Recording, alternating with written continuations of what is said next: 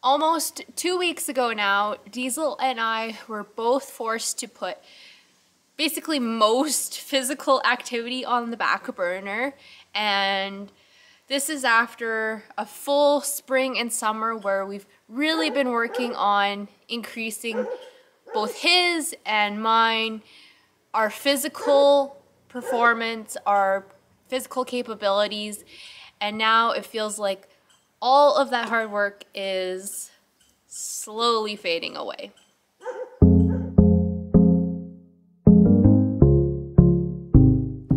Hey everyone, welcome back to my channel. If you're new here, my name is Katrina, and I will start this video by saying, if you can hear my dog barking, I apologize. There is a squirrel in the tree losing its mind, and she is losing her mind because of that, but we will move on.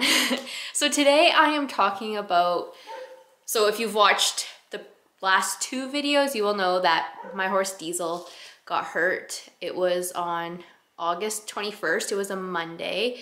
We're like 10 days post injury, and 3 days after that, I had to have some medical stuff done and was told that I would not be able to ride for at least 2 weeks, and that I would not be able to do any sort of like regular working out or that sort of a thing for an unknown period of time. So with all of that comes up the question of how much fitness are we going to lose? We have worked so hard over this past spring and summer to really get into shape, and we're kind of like at the top of our game right now, and then all of this happened. So I'm going to go catch Diesel. We're gonna tinker around, do what we can given the circumstances, and I'll kind of dive into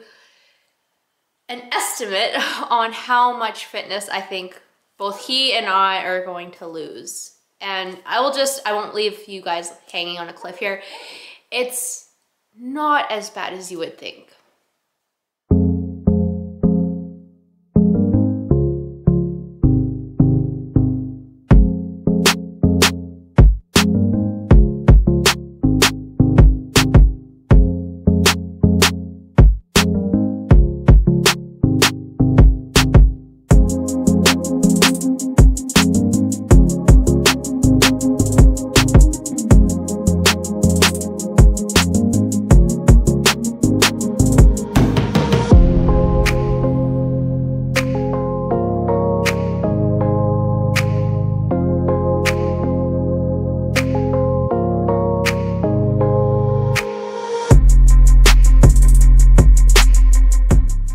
So we've got Diesel in the barn.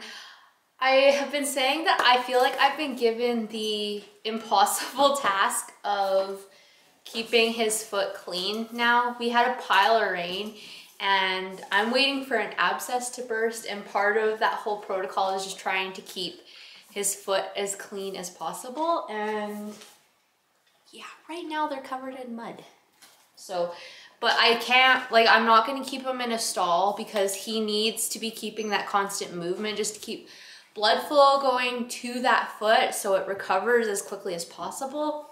So it's kind of me just trying to do what I can to keep it clean given the circumstances. And I'll just show you guys what it looks like here. I'll show you, there's nothing to see really. So I'm recording this on September 1st. I haven't cleaned his foot yet, but like, nothing, the abscess still hasn't burst. So I have no idea what is going on.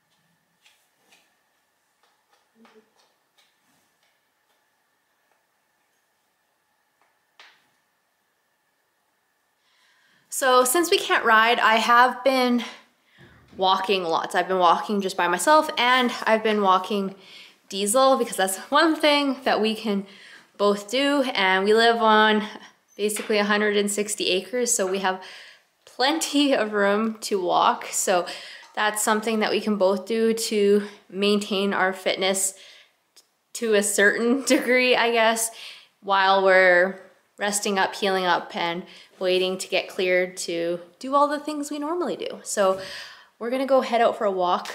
It is gross outside. In British Columbia, the next province over, Kelowna is in flames, and we are experiencing the smoke from those fires now. So it's kind of been like the summer of fires here. So it's kind of, we're not doing anything intense. So walking outside in the area that we are dealing with today isn't a huge deal.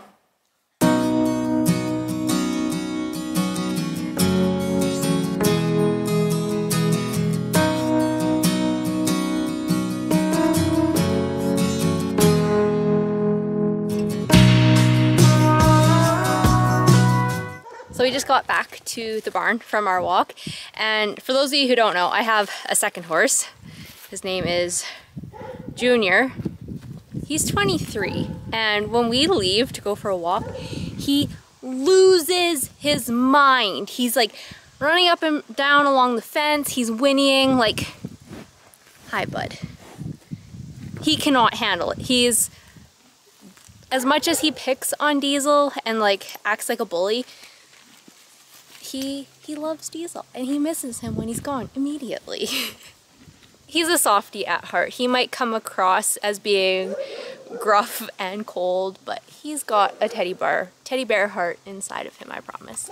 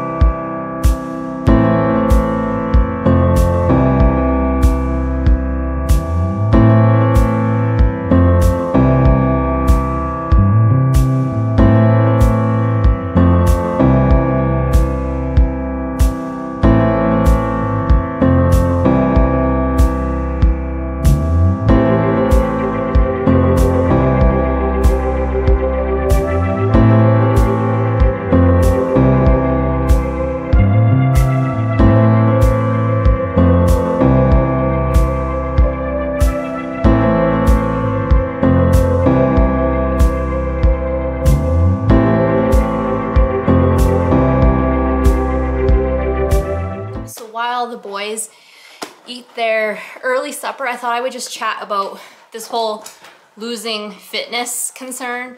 So when we say the word fitness, it's kind of, well, it is very vague, because like, what do you mean fitness? Like, there's so many different types of fitness that we need to be a bit more specific. So when I'm looking at things, I look at my cardiovascular or aerobic fitness.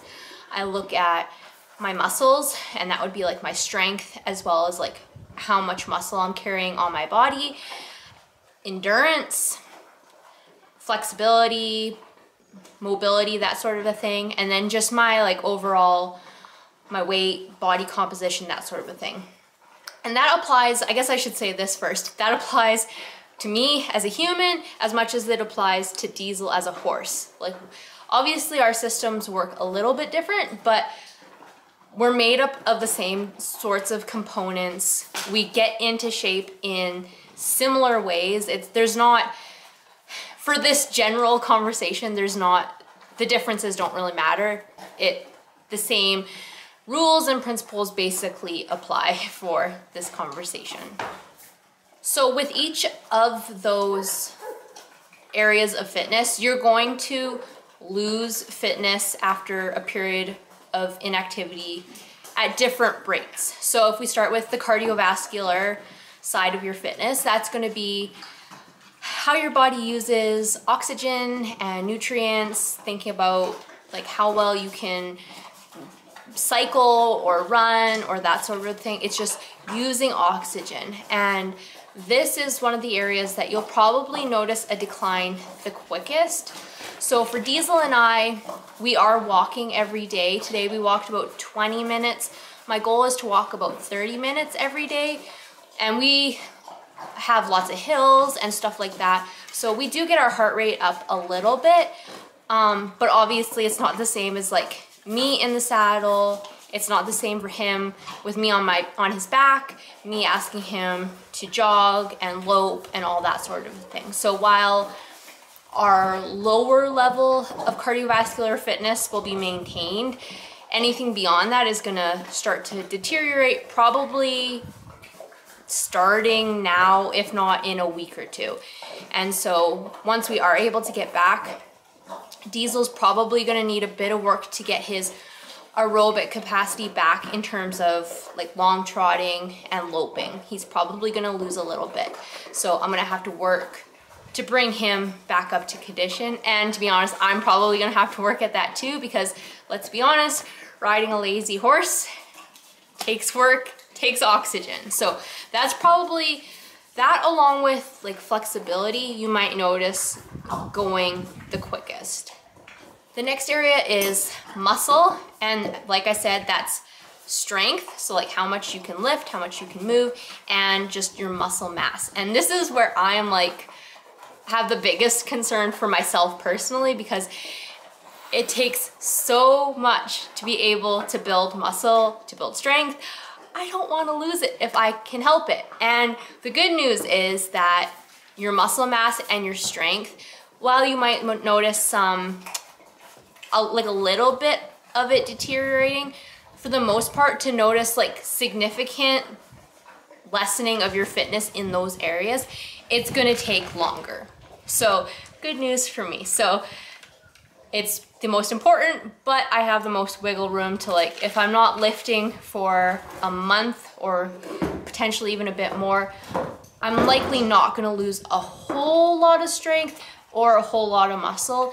And on top of that, once you have developed a level of strength and a level of muscle mass, your body is primed to get back to that spot. So fingers crossed, like I don't have any scientific papers on this, but fingers crossed that given that my body was at a place prior to all of this, I'm hoping that it will be easier to put it back on once I'm back in the action. In terms of your mobility and flexibility, again, this is one that might start deteriorating a bit quicker along with your aerobic capacity. It's one of those, if you don't use it, you lose it. So with myself and with Diesel, I am going to try and implement flexibility and mobility as much as I can, given our restrictions. So that might be doing some stretches, keeping in mind if you're doing static stretches where you're stretching a muscle, like say this, and holding it, you don't want to do that with cold muscles. So always make sure that you're warming up prior to doing stretches like that. And yeah, just trying to keep, I find that when people say are injured or just cannot physically be active, they get stiff, right? And that's because they're not moving at all. So to the fullest extent possible, I would, if you're in this situation, I encourage you to move. I encourage you to get your horse to move. That's what I'm doing with Diesel.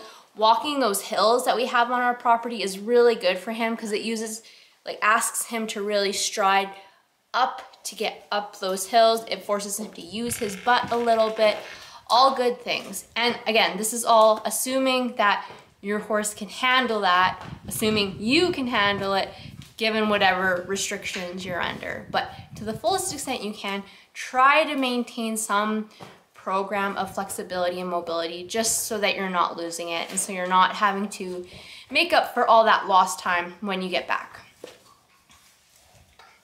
Junior's coming to say hi. Hi, buddy. So when I feed them, I usually, Diesel's tied up and Junior just does his own thing. He's like, he's old, no one bothers him, so we just let him roam free. Hi, bud. Hello. Yes. The last component of fitness that I just wanted to chat about was your weight and like overall body composition.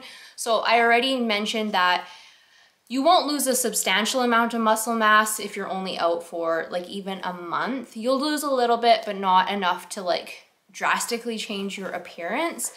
The one thing that might change that I think would cause the greatest impact is water weight. So if you are dealing with an injury, maybe you're super stressed or something like that, water weight could be coming into play. Your body might be retaining some water, and like that can change the appearance of especially your abdominal region overnight, right? But it's not a permanent change. That can easily be reduced, assuming you're on point with your nutrition, you're drinking lots of water, all those sorts of a thing, right? So I wouldn't be concerned with water weight, knowing it's just transitory.